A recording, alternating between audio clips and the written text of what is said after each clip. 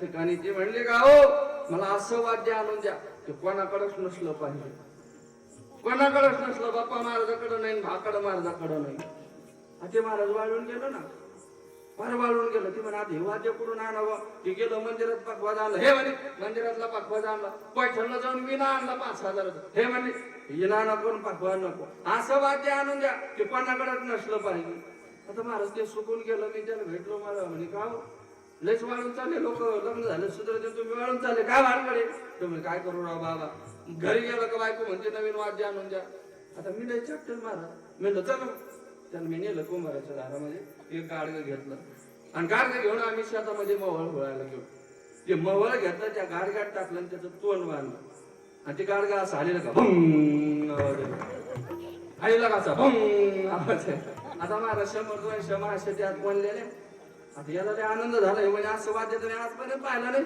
मला जाय आता घरी. आता घरी गेलं महाराज, घरी गेल्याबरोबर दरवाजा उघडला. हे म्हणले आणलं वाद्य. ती म्हणे हे गीत वाद्य, त्याला एवढा आनंद झाला. काय बाया काय बाया काय बाया. आता मला सांगा, एखादी नवीन गोष्ट आणली आणि ती त्यांनी शेजारच्याला सांगितलं नाही, असं काही झालं का? असं कोणत्याच ग्रंथात लिहिलं नाही. असं नाही महाराज. जगूबाई बोले, सखूबाई बोले, आत्याबाई बोले, धुरपतबाई बोले, 10-5 गोळा केले महाराज. हे वाद्य पाहिला आहे का नाही?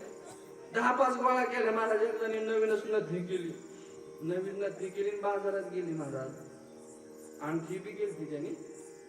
त्यावेळेस आधी कांदे बटाटे विकणारी एक माणूस होता, ती गेली म्हणजे काय हो हे कांदे काय किलोय?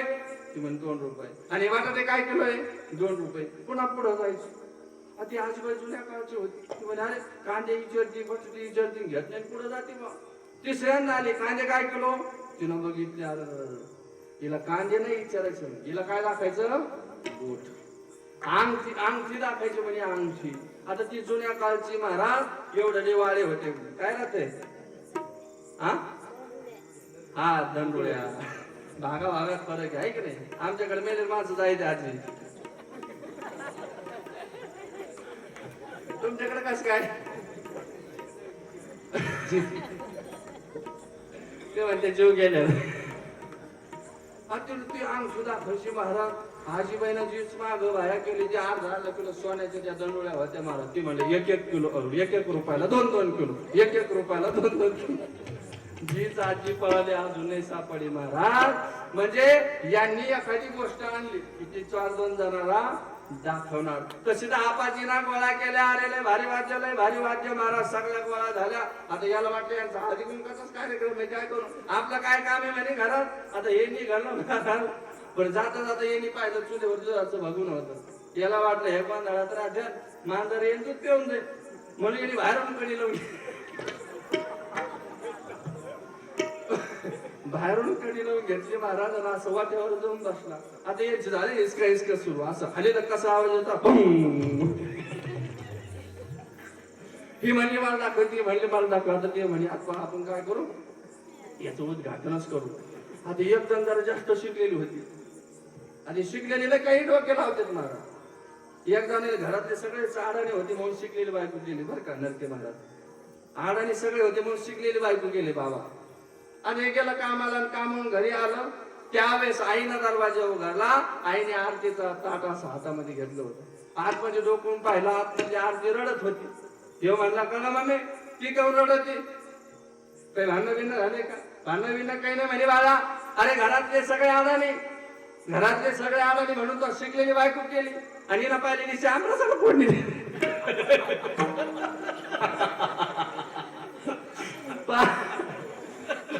आता हे शिकले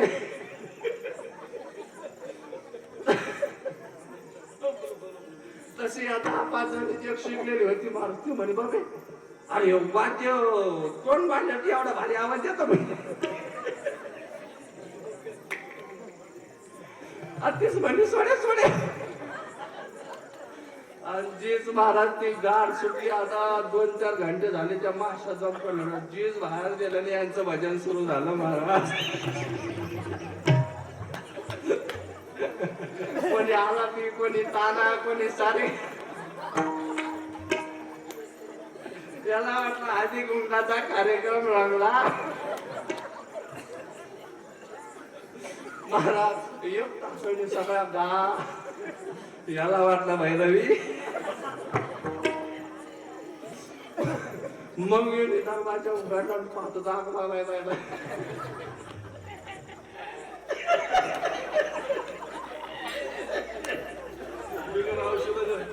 त्याला नाव मिळालं आपली कोणची योग्याला मावशे पप्पीची बाय पाहिली का म्हणजे ती म्हणजे विठाला विठाला विठाला विठाला विठाला विठाला विठाला विठाला. हो मी सांग लग्न झालं म्हणजे भाग्यवान होत नाही, मुलगा झाला म्हणजे भाग्यवान होत का नाही होत. महाराज भाग्य तरी नोहे धनपुत्र झाला निकट वास बरा संतापाई. म्हणून लग्न झालं म्हणजे भाग्यवान होत नाही, मुलगा झाला म्हणजे भाग्यवान होत नाही. मग आता तुकोबरा आपलं भाग्य केव्हा समजतात. पहिला भाग्यवान कोण, ज्याच्या जीवनामधून काम क्रोध लोभ निघून गेले. काम क्रोध लोभ निमाले ठाईची अवघी आनंदाची सृष्टी झाली, तो पहिला भाग्यवान. दुसरा भाग्यवान ज्याने समर्पक सगळं आपल्या भगवंताच्या पायावरती व्हायला, तो दुसरा भाग्यवान. आणि तिसरा भाग्यवान कोण, तर ज्याच्या जीवनामध्ये संताची भेट झाली, तो तिसरा भाग्यवान. आणि तुकोबरा सुद्धा सांगतात माझ्या जीवनामध्ये मला संताची भेट झाली आणि माझं भाग्य उदयाला आलं. अभंगाचं संत दर्शनी हा लाभ,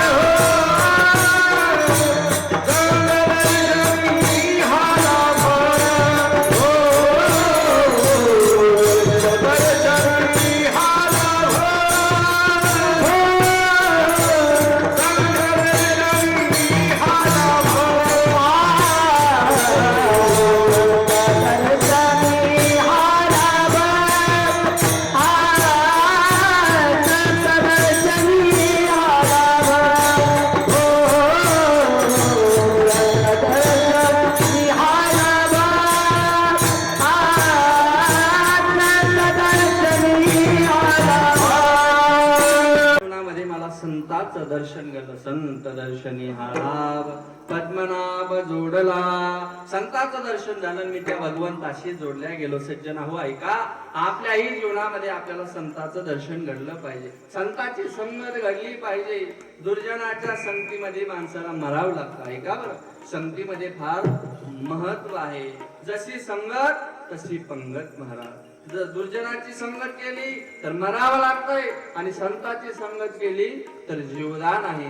दोन गोष्टी तुम्ही ध्यानात घ्या. संताची संगत, एक राजा दुपारचे 12-1 वाजलेले आहे, शिकार करण्याकरता अरण्यामध्ये गेला. 12-1 वाजलेले, तहानीने व्याकुळ झाला, शिकार मिळण्याकरता तयार नाही. राजाने जवळ एक सरोवर बघितलं, पाण्याचा तलाव बघितला. ऐका बरं, संताचं दर्शन घडलं तर माणसाच्या जीवनामध्ये काय फल प्राप्त होतं. राजाला शिकार मिळत नाही, पाणी पिण्याकरता राजा त्या तळ्याजवळ गेला, पाणी पिला आणि पाणी पिऊन पाठीमागे येत असताना एका झाडाखाली एक महात्मा, एक साधू, एक महाराज त्या राजाला दिसले. राजा धार्मिक होता.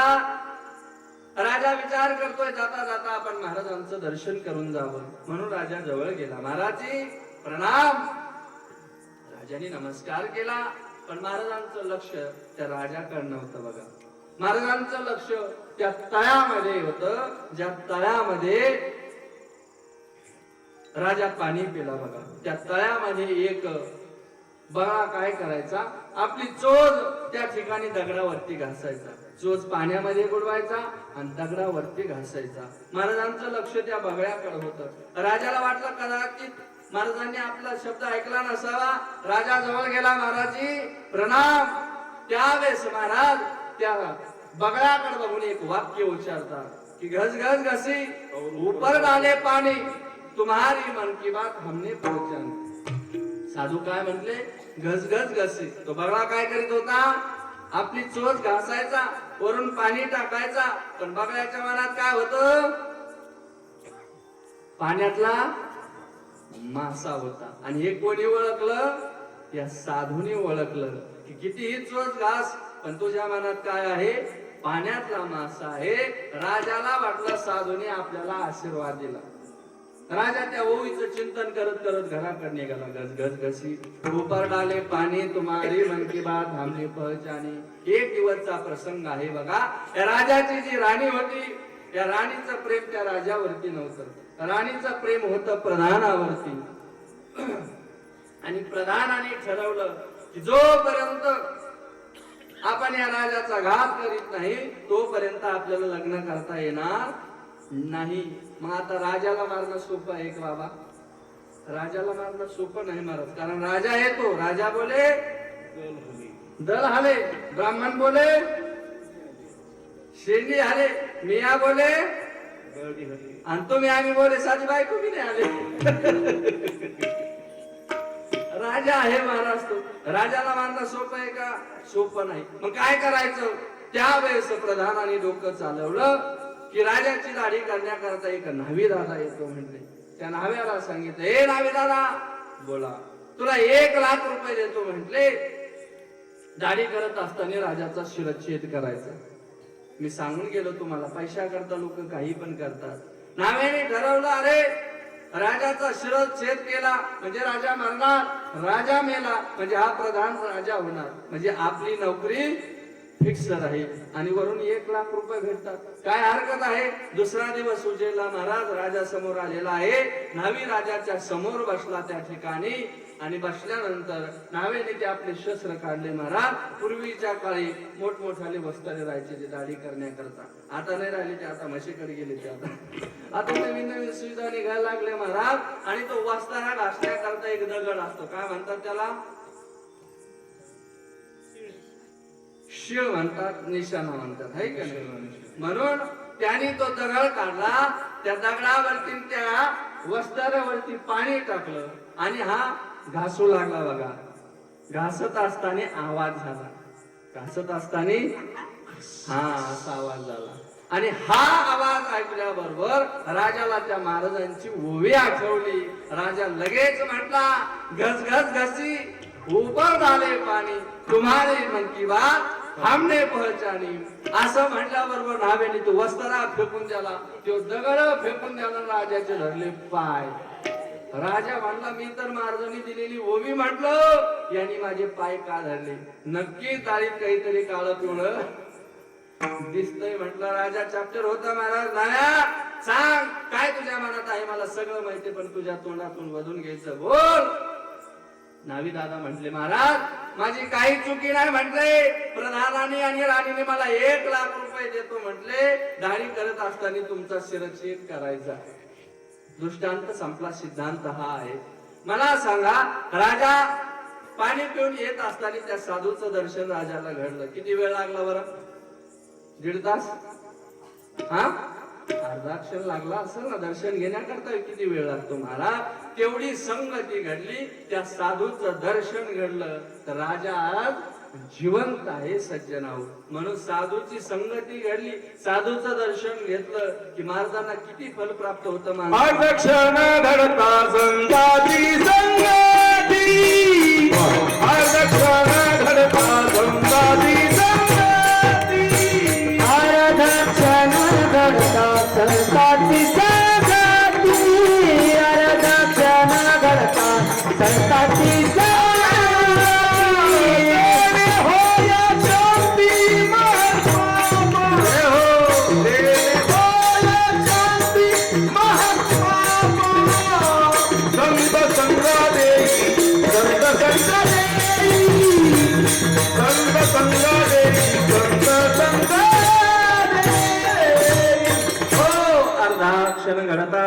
संताची संगती तेने होय चित्ती महत पापे. एवढा संग झाला की माणसाला एवढा फायदा होत असतो. आता ऐका, साधूची संगत ऐकली एक वेळेस त्या ठिकाणी नारद मुनी भगवंताच्या दारात गेले. हे देवा, मला साधूचं दर्शन घडल्यानंतर जीवनामध्ये काय फल प्राप्त होतं? प्रश्न केला नारद मुनीने देवाला. प्रश्न केला, देवा साधूची जर संगती घडली, साधूचं जर दर्शन घडलं तर काय फल प्राप्त होतं? त्यावेळेस नारद मुनीला भगवंताने सांगितलं, जा म्हणल्या मृत्यू लोकामध्ये टाकळी आहे, त्या टाकळीमध्ये एक नाली आहे, त्या नालीतल्या किड्याला जाऊन विचारा म्हटले. संताचं जर दर्शन घडलं तर काय फल प्राप्त होतं? आता देवावर विश्वास होता. महाराज नारद मुनी भजन करत करत आले. त्या नालीतल्या किड्याला विचारलं, बाबा सांग, साधूचं दर्शन घडलं तर काय फल प्राप्त होतं? महाराज तो किडा मरण पावला. नारद मुनी विचार करतात, अरे एक प्रश्न विचारला ना, हा मरण पावला. पुन्हा देवाकडे गेले, देवा तो किडा मरण पावला. जा म्हणले, त्याच गावामध्ये एक ब्राह्मण आहे, त्या ब्राह्मणाच्या घरी एक पोपट आहे म्हटले. त्या पोपट्याला जाऊन विचार. नारद मुनी आले, हे पोपटा सांग, मला संताचं दर्शन घडलं की काय फल प्राप्त होतं? तोही मरण पावला. महाराज 2 वेळेस चक्र झाल्या. देवा सांगायचं असं सांग, नाही तर सांगू नको. त्यावेळेस देवाने सांगितलं, जा म्हटलं, आता एवढं शेवटचं जा, कोणती गोष्ट चिन्ह असते हे का नाही. जा म्हणले, एक राजा आहे, त्या राजाला म्हातारपणी मुलगा झाला आणि त्या मुलाला जाऊन विचारा म्हटले. नारद मुनी म्हणले, देवा तो मनात नाही की काय? हा, आर्यांना कोणी वारिस नव्हतं म्हटले, यांच्या मागाला पुढं कोणी नव्हतं. एक तर म्हातारपणी त्या राजाला झाला मुलगा, म्हातारपणी झाला आणि त्याला मर्दे मी जर विचारलं आणि ते जर गचकलं आणि तो राजा मला रिटर्न येऊन देईन का? पण देवावर विश्वास होता महाराज. जा म्हटले, भजन करत करत आले महाराज. कारण नारद मुनी आले, राजाने स्वागत केलं महाराज. नारद मुनीला इकडे मान तेवढाच होता आणि तिकडे मान तेवढाच होता बरं का. इकडं तिकडं काय आहे, इकडं म्हणजे देवाकड आणि तिकडं म्हणजे राक्षसाकड. दोन्हीकड मान सारखाच होता. राजाने स्वागत केलं. या म्हटले, बऱ्याच दिवसाने आले, वचनाकरता आसन दिलं. काय म्हणणं आहे? म्हणले, राजा अरे म्हातारपणी तुला मुलगा झाला. हो म्हटले. तर मुलगा पाहण्याकरता आला. राजाने तो मुलगा नारद मुनीच्या हातामध्ये दिला. 5-6 दिवसाचा तो मुलगा नारद मुनीच्या हातामध्ये आला. नारद मुनी प्रश्न करतात, हे बाळा सांग म्हटले, मला संताचं जर दर्शन घडलं, संताची जर संगती घडली तर काय फल प्राप्त होतं? 5-6 दिवसाचा तो मुलगा बोलता झाला. तो मुलगा म्हटला, महाराजी फल काय सांगू तुम्हाला? नालीतला किडा होतो, तुमचं दर्शन घडलं, त्या जीवनातून मी मुक्त झालो आणि ब्राह्मणाच्या घरी मला पोपटाच्या रूपाने जन्म मिळाला. पुन्हा तुमचं दर्शन घडलं, त्या पोपटाच्या जन्मातूनही मी मुक्त झालो आणि अनमोल हा नरदेह मला या राजाच्या दरबारामध्ये माझा जन्म झाला. याच्यापेक्षा दुसरं भाग्य काय असू शकतं? विठ्ठल विठ्ठल विठाला विठाला विठाला म्हणून संताचं दर्शन घडलं की माणसाला जीवन आहे आणि दुर्जनाचं दर्शन घडलं, दुर्जनाची संगती केली तर मारावं लागतं. एकदा राजहंस आणि कावळ्याची मैत्री होती बघा. दुर्जनाची संगती केली की मारावं लागतंय बघा.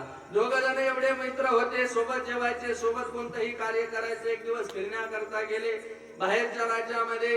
एका झाडावरती 2 जण बसलेले आहे महाराज. त्या झाडाखाली त्या नगरीचा राजा झोपलेला होता. त्यावेळेस त्या राजाच्या गालावरती एक सूर्यकिरण पडलेलं होतं. राजहंस बघतोय, अरे राजाच्या गालावरती सूर्यकिरण आहे म्हटले. राजाची जर झोप मोडली तर राजा चिडचिडा होईल आणि याचा त्रास सगळ्या प्रजेला होईल. म्हणून राजहंसाने आपले पंख पसरले महाराज. येणारा सूर्यकिरण अडवला.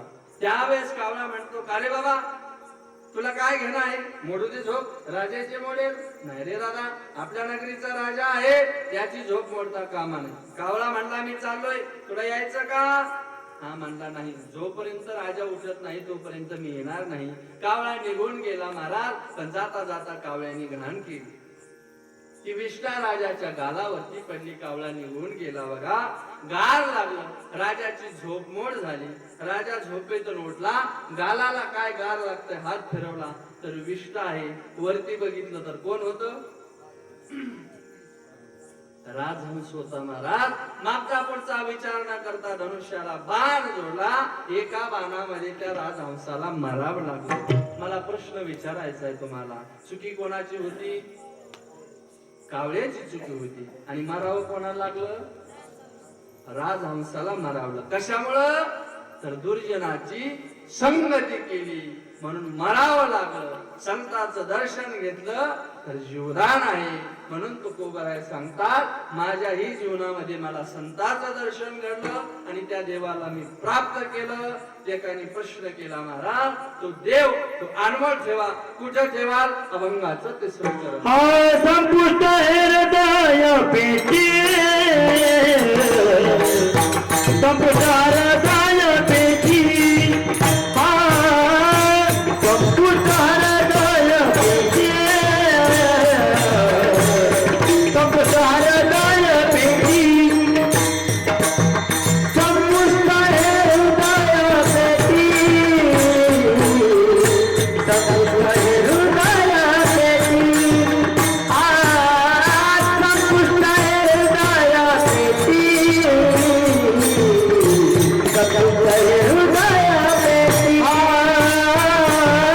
संपुष्ट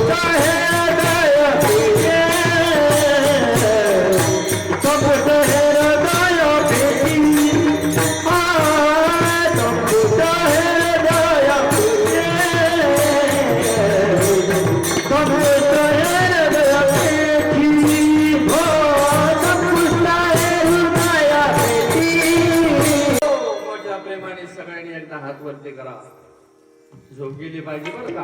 आपलं भजन त्या ठिकाणी देवापर्यंत गेलं पाहिजे. म्हणून सगळ्यांनी सोबत त्या ठिकाणी टाळी वाजवायची आणि भजन करायचं. गोपाळ कुमारी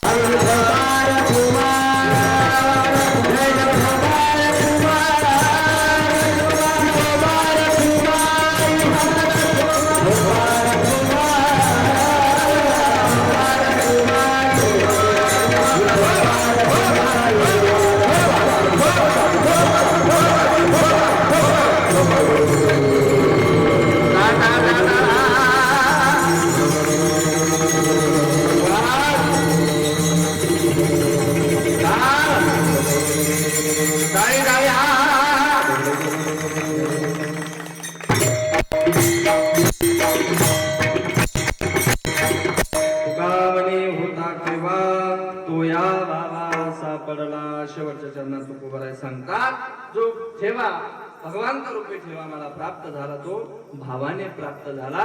म्हणून अंतकरणामध्ये भाव पाहिजे. भावाने तो देव भेटत असतो. रात्रभर भजन केलं मनामध्ये भाव नसेल तर तुमच्या भजनाला किंमत नाही. भाव म्हणजे तुमचा चुलत भाव नाही म्हणे नाही भाव देवा मला पाव महाराज. जगदानात नवीन गावात सप्ताह चालू झाला महाराज. आणि नवीन सप्ताह म्हणलं की लोक नाही असे असते तू भडल महाराज. ते म्हणजे पारे तरी बोलायचे आपणच पारा कर महाराज. भाव सांगतो महाराज. पहिल्या दिवशी कीर्तन पार पडलं आणि एका भावाच्या गळ्यात इना द्यायला महाराज. आता गाव येते महाराज. सकाळी एक गावची चाकरला गायब झाला महाराज. इना वाजून परेशान झालं ना. ते म्हणे सकाळी कडे यायचे होते असे. आता एक आहे ना म्हणे परेशान झालं महाराज. एक वाढले दोन वाढले. बरं गंमत अशी पहिला दिवस ते काकडेवाले आले नाही त्या दिवशी. पण आता याला माहित होतं इना खाल जेव्हा सप्ताह काय होतो मोडत व्हायचं. ते भावनिक होत महाराज. पहाटे 6 वाजले महाराज. याला एवढी भयंकर राग आला लोकांचा. का म्हणे सगळे तरी असे तर होते ना. आता एक आहे ना एवढा राग आला. आता गंमत झाली. पोट त्याग झालं महाराज. काय करा काय करा. पण ते गावात एसटी मुक्कामाने येत होती. कंडक्टर म्हणला नवीनच सप्ताह चालू झाला मारुतीरायाचं दर्शन करून जाऊ. 6 वाजता तो कंडक्टर दिसला महाराज. याला असं देव दिसल्यासारखं झालं. देव म्हणला बरे झाले महाराज. देवासारखे धावून आले म्हणले तुम्ही 5 मिनिटात येणार घ्या बा म्हणे तुम्ही. आता आता जाऊन येतो म्हणे. आता कंडक्टरला वाटलं 7:30ला 6:30ला एसटी जायचे म्हणजे 15-20 मिनिटं देऊ. वारकरी बाबाला सुट्टी महाराज. आता ते गायब झालं जे 6 वाजता. आता ते 11 वाजल्यापासून ताटलं मार जाते रिटर्न येईल का महाराज. 6 वाजले 6:15 वाजले 6:30 वाजले. त्या रावे नावाजेला चला म्हणे आपल्याला जायचं. म्हणलं काय वारकरी बा म्हणे 5 मिनिटात येतो ना. अर्धा झाला अजून येईना. पण त्याला माहित होता आता सहभागी ना खाली कस ठेवता म्हणून हॉटेलमध्ये ना एसटीवर ठेवून येणार मला. एसटी गेली महाराज बीडला. 7 वाजता सगळं गाव झालं. सप्ताह गेला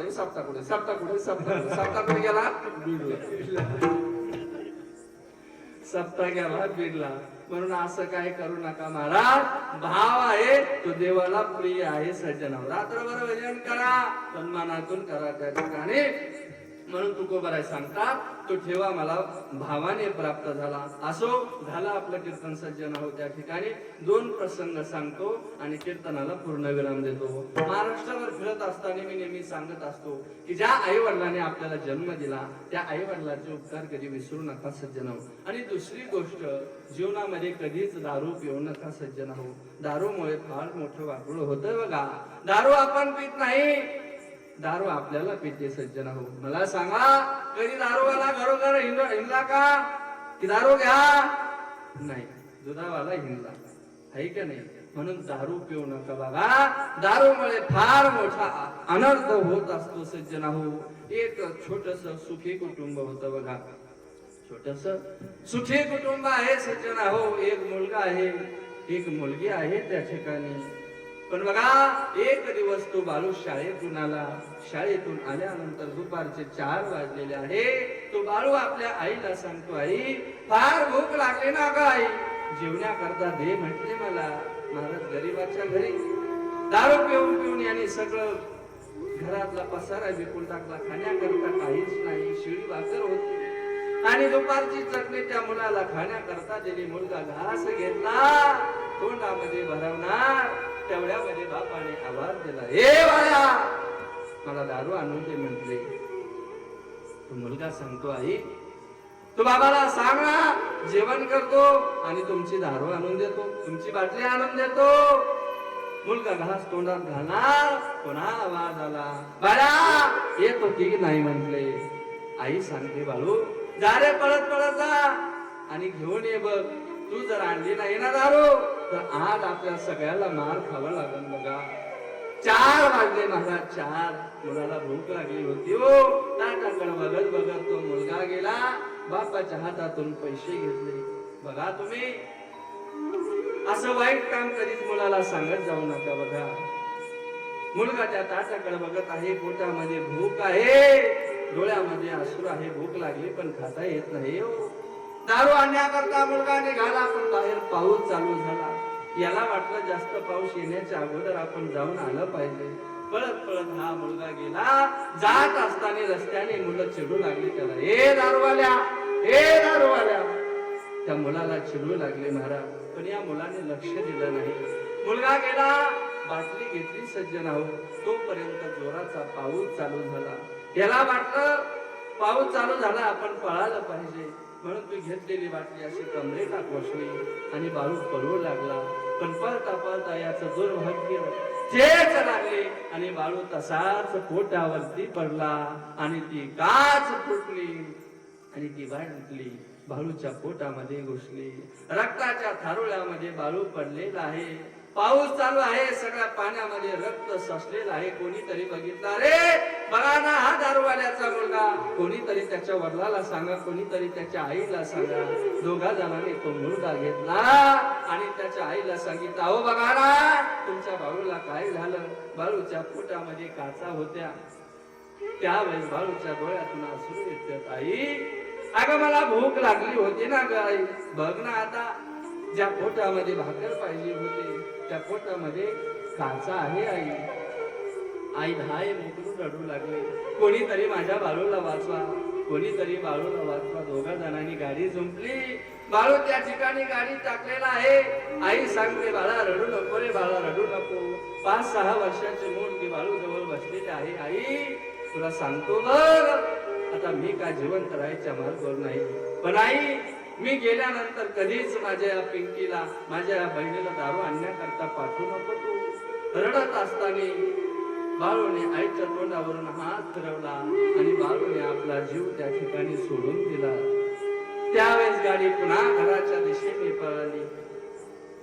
तो पिणारा मनुष्य बाहेर आला. बाळू रक्ताच्या थारोळ्यामध्ये पडलेला आहे. त्यांनी सांगितलं, अगं तूच माझ्या मुलाला मारलं. दारूच्या नशेमध्ये होता, घरामध्ये गेला, इडा घेतला आणि सप सप त्या पत्नीच्या अंगावरती सुद्धा वार केले. ती सुद्धा मरून गेली. सज्जनाओ, हो त्याचं नव्हतं झालं. म्हणून जीवनामध्ये कधी दारू पिऊ नका. आणि दुसरी गोष्ट, आपल्या आई वडिलांचा सांभाळ करा. जेवढे उपकार आपल्या आई वडिलांचे आपल्यावरती आहे तेवढे या जगामध्ये कोणाचेच नाही. बघा, एक छोटस कुटुंब होतं. प्रवास करत असताना अपघात झाला आणि अपघातामध्ये त्या मुलाचे वडील वाढले. बघा, या मुलाची सगळी जबाबदारी या आईवरती येऊन पडली. आई लोकांच्या शेतामध्ये राहायची, भांडे घासून त्या ठिकाणी या बाळूचा उदरनिर्वाह त्या ठिकाणी करू लागले. हळूहळू बाळू मोठा होऊ लागला. हा मुलगा मोठा होऊ लागला, पण आपल्या आईचा तिरस्कार करीत होता. आईला कधी आई म्हटला नाही. का तर त्या आईला एक डोळा नव्हता. बघा, म्हणून आईला कधी आई म्हणत नाही. शाळेमध्ये त्या ठिकाणी मुलगा गेलेला आहे, हळूहळू मोठा झाला. एक दिवस त्या आईला कळालं की शाळेमध्ये पालक मेळावा आहे. सगळ्या मुलाचे आई वडील येतील, माझा मुलगा एकटाच पोरका त्या ठिकाणी उभा राहील. म्हणून न सांगता ही आई या बाळूच्या शाळेमध्ये गेली. त्यावेळेस आईला बघितल्यानंतर या बाळूची तळपायाची हात मस्तकाला गेली.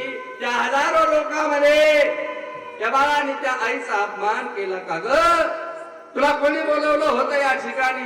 तुला एक डोळा नाही? उद्या माझ्या शाळेतले मुलं मला चिडवतील की तुझ्या आईला एक डोळा नाही. का आली या ठिकाणी? बघा, धाय मोकलून ती आई रडू लागली. अरे, हजारो लोकांमध्ये माझ्या मुलाने माझा अपमान केला. आईला आई म्हणण्याकरता तयार नाही. रात्रभर त्या ठिकाणी आई रडत आहे. काय होणार? आताच हा आपला सांभाळ करण्याकरता तयार नाही. म्हणून बघा, तो मुलगा शाळेमधून आला. याने ठरवलं मोठं शिक्षण घ्यायचं आणि हे गाव सोडून जायचं. मुलगा मोठा ऑफिसर झाला. तोपर्यंत आई म्हातारी झाली होती. बघा, मुलाने आपला पसारा घेतला आणि शहराच्या दिशेने निघाला. पण जात असताना आईला सांगितलं, बघ, तुला जर मी सुखी व्हावा असं वाटतंय ना, तर तुझं तोंड आयुष्यामध्ये कधीच मला दाखवू नको. मुलगा निघून गेला. तोपर्यंत आई म्हातारी झाली होती. बघा, आई म्हातारी झालेली आहे. जुने भांडे करून आपला पोट त्या ठिकाणी भागवत आहे. 2-4 वर्ष निघून गेले. आईचं मरण जवळ आलंय. असं म्हणतात की मुलाने कितीही मोठे पाप केले तरी आई वडील ते पाप, आई वडील ते बोलणं सगळं आपल्या पोटामध्ये घेत असते. आई विचार करते, शेवटचा काळ आपला जवळ आलेला आहे. एकदा आपल्या मुलाचं तोंड बघावं आणि हे जग सोडून जावं. म्हणून आई शहराच्या दिशेने निघाली मुलाला बघण्याकरता. आता कोणत्या घरी मुलाला बघावं? फोन नंबर नाही, गल्ली नंबर नाही, घर माहित नाही. म्हणून मुलाला भेटण्याकरता आई दारोदार भीक मागू लागली. का? या घरातून माझा मुलगा येईल, या घरातून माझा मुलगा येईल आणि माझ्या मुलाचा चेहरा मला बघण्याकरता मिळेल. 1 महिना झाले, हात असे थरथर कापत आहे. बघा, अंगावरचे कपडे फाटलेले आहे, अंघोळ नाही, पोटाची खळगी भरलेली नाही, वाकून गेलेली त्या आई भिक्षाम देई, भिक्षाम देई दारोदार त्या ठिकाणी फिरत आहे. 1 महिना झाला सज्जन हो, आईला मुलगा मिळण्याकरता तयार नाही. शेवटचे 2 घर राहिले. 2 मुलं त्या ठिकाणी खेळत होते. आईना आवाज दिला, भिक्षाम देई. त्यावेळेस ते मुलं घाबरले आईचा अवतार बघून आणि आतमधून आई पप्पा करत त्या ठिकाणी ओरडत गेले. आपली मुलं का घाबरले म्हणून तो बाप बाहेर आला आणि समोर बघितलं तर आपली आई आहे. 80 वर्षाची म्हातारी, हातामध्ये भिक्षेचं पात्र आहे, अंगावरचे कपडे फाटलेले आहे. पण त्यावेळेस सुद्धा तो आईला आई म्हटला नाही. त्यावेळेसही अपमान केला. तुला सांगितलं होतं ना ग, तुझं तोंड मला कधी दाखवू नको. आई सांगते, बाळा नाही रे येणार मी तुझ्या दारामध्ये पुन्हा. आई निघून गेली. चेहरा बघितला महाराज. 1-2 महिन्यांनी त्या मुलाचं काम त्या ठिकाणी गावाकडे निघालं बघा. शाळेतलं काम उरकून हा मुलगा आपलं घर पाहण्याकरता आला तर घराला कुलूप लावलेलं होतं. त्यावेळेस शेजारच्या एका स्त्रीनं एका महिलेने त्या मुलाच्या हातामध्ये पत्र दिलं. ते पत्र त्याच्या आईचं होतं. ती आई त्या पत्रामध्ये लिहिते, बाळा अरे 5 वर्षाचा होता तेव्हा तुझे वडील सोडून गेले. लोकांचे धुणे भांडे करून लोकांच्या शेतामध्ये जाऊन तुझा सांभाळ केला, पण तू मला आईला आई म्हणण्याकरता तयार नाही. बाळा अरे एकदाही तू मला असं विचारलं नाही की आई तुला एक डोळा का नाही म्हणून. पण आज मी सांगून जाते बाळा, ज्या डोळ्यामुळे तू मला आयुष्यभर आई म्हटला नाहीस. ऐक, लहान असताना तुझ्या वडिलाचा तुझा अपघात झाला. त्या अपघातामध्ये तुझे वडील मरण पावले आणि त्याच अपघातात तुझा एक डोळा गेला होता बाळू. मी विचार केला तुला जर डोळा नसेल तर तुझं लग्न होणार नाही. शाळेमध्ये मित्र तुला चिडवतील म्हणून बाळा माझा एक डोळा काढून मी तुला दिला आणि त्याच डोळ्यामुळे आयुष्यभर तू मला आई म्हटला नाहीस. आता त्याला त्या आईचे उपकार करायला लागले. काहो बोलला हे आई, पण आई कधीच स्वर्गाला त्या ठिकाणी निघून गेले होते. बघा एक कवी वर्णन करतोय की आपल्यावरती आई वडला एवढे उपकार कोणीच करू शकत नाही. सगळ्या गोष्टी आपल्याला पुन्हा भेटतील पण पुन्हा आई वडील भेटू शकत नाही. फूल कभी दोबारा खिलता नहीं, फूल कभी दोबारा खिलता नहीं, जन्म कभी दोबारा मिलता नहीं. मिलने को तो हजारों लोग मिलते हैं लेकिन हजारों गलतियां माफ करने वाले माँ बाप मिलते नहीं, माँ बाप मिलते नहीं. सबसे बड़ी है माँ, बदले सबसे बड़ी सगळ्या गोष्टी जीवनामध्ये तुम्हाला भेटते दादा हो. पण एक जाणून आज गेली आई पुन्हा आपल्याला भेटते.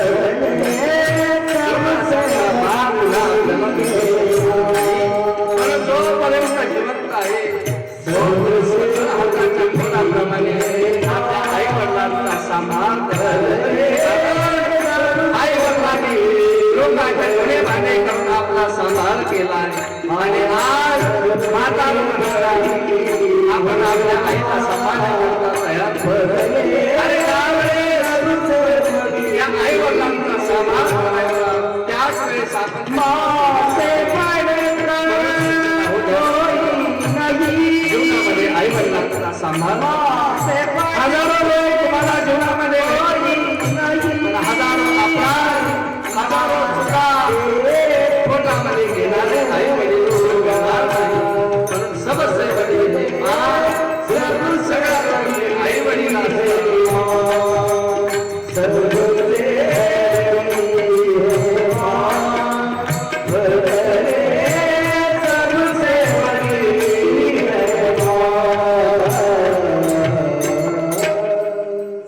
जीवनामध्ये आई वडिलांचा सांभाळ करा, निर्व्यसनी राहा. एवढेच बोलून या ठिकाणी झालेली शिवा भगवान परमात्म्याच्या चरणी अर्पण करतो. कीर्तन करत असताना एखादा शब्द चुकीचा गेला असेल तर माय बापाचा अंतकरण करून माफ करा. तुम्हाला एक मुलगा असेल मला दुसरा समजा, तुम्हाला 2 असेल मला तिसरा समजा, आणि तुम्हाला मुलगा नसेल तर मला वटीत घ्या. पण वटी जरा मोठी लागेल नाही का. म्हणून असू द्या. बोलत असताना एखादा शब्द चुकीचा जाऊ शकतो. मनुष्य हा चुकीचा पुतळा आहे बघा. एखादा उदाहरण एखाद्यावरती फिट त्या ठिकाणी बसू शकतो. जसं कीर्तन म्हणजे रेडीमेड कापडाचं दुकान असतं. मी गेलो तर माझ्याही मापाचा शर्ट भेटू शकतो. माझ्यापेक्षा मोठा माणूस गेला तर त्याच्याही मापाचा शर्ट भेटू शकतो. म्हणून कीर्तनामध्ये बोललेलं कोणाकरता कोणावरती टोचून बोलण्याकरता नसतंय. म्हणून असो कीर्तन करत असताना एखादा शब्द चुकीचा गेला माय बापा अंतकरण करून त्या ठिकाणी माफ करा. या ठिकाणी येण्याचा योग आमचे आदरणीय रामेश्वरजी महाराज वाकरता होता पंच कमिटी मंडळ यांच्यामुळे